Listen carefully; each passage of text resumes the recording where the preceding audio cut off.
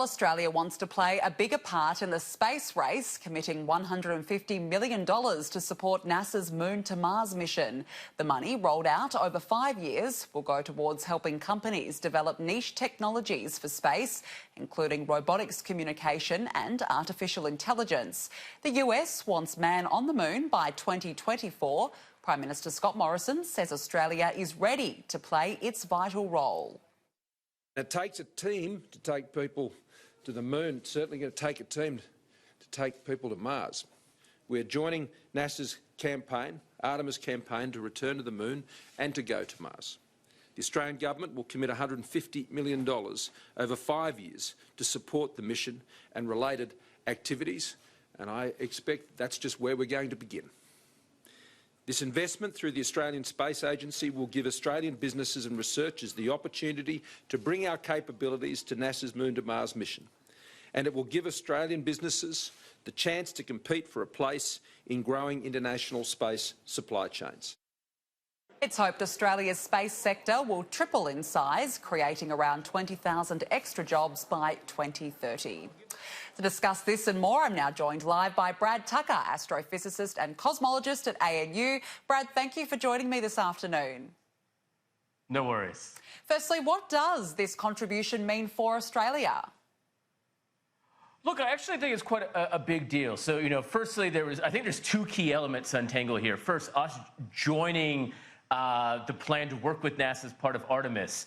And this is the big deal. The more we work with our international partners, not just the US, but Europe and Japan and China and India, the more we can progress Australian space, but also make Australian space a developing sector.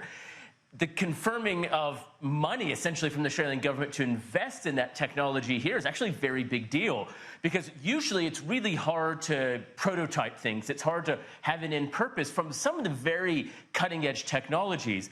By investing it here and then hopefully having a supplier overseas that you can essentially then sell that product to, hopefully it will turn in return on that investment, not just the federal government to the individual states, companies, and the individual research sector. Do you think this could mean that we may eventually see more Australians on missions in the coming years? Yeah, I think what we'll definitely see is more Australian ingenuity and technology in some of these missions. As you said, they've identified robotics. A lot of the missions to the moon are going to have to involve robotic operations. And we saw just a couple of weeks ago how hard that is with India's landing. There's the resource sector, in the sense that we're going to have to start extracting resources from the moon. Australia has a great expertise in this, and this is kind of, if we can identify one niche, it has to be that.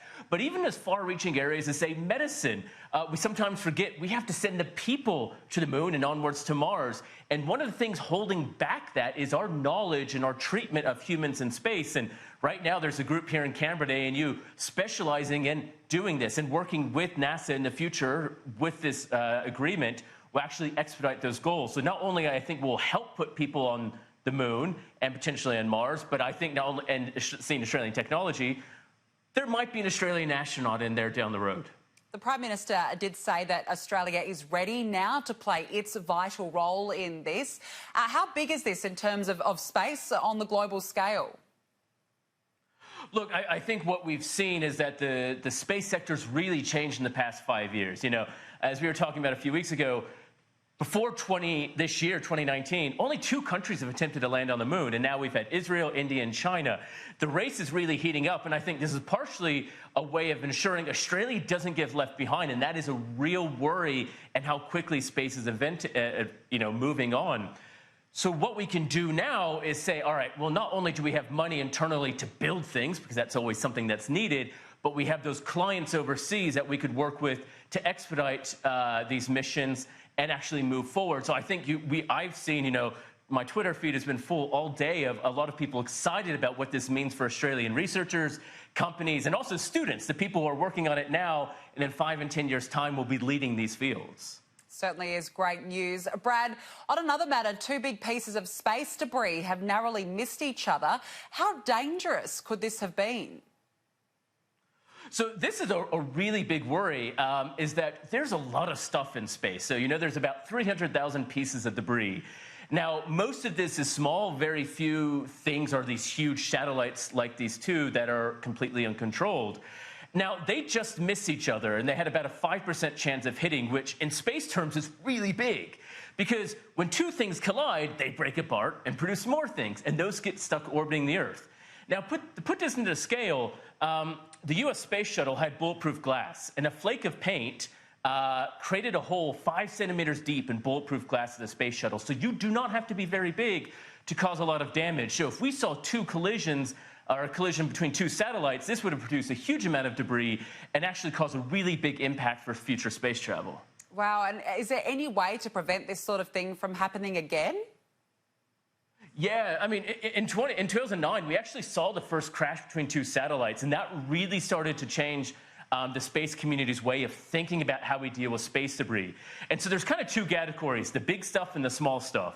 Australia is actually a leader in the small stuff. We have a satellite telescope that actually uses lasers to actually deorbit stuff in orbit. And what we do is we shoot the laser, it knocks it out of orbit, and it actually burns it up. And Australia is actually leading this technology. Then there's groups overseas that are using essentially harpoons to capture old satellites, bring them in, and then bring them back down. So this is the one issue everyone in the world works together on. And, you know, these are the sorts of things that with this investment, we can hopefully see this technology rolling overseas and actually improving safe space travel, not just around Earth, but to the moon as well. Fingers crossed for sure.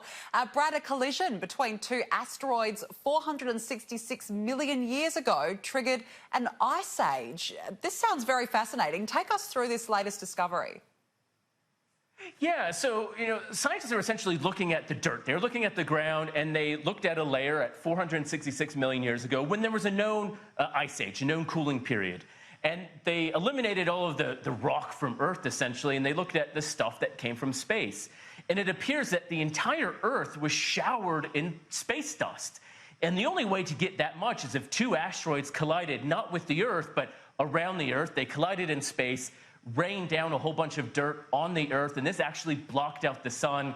By blocking out the sun, it would have lowered the global temperatures, and this would have triggered an ice age. So it's a kind of reminder how big cataclysmic events can trigger change on the Earth relatively quickly.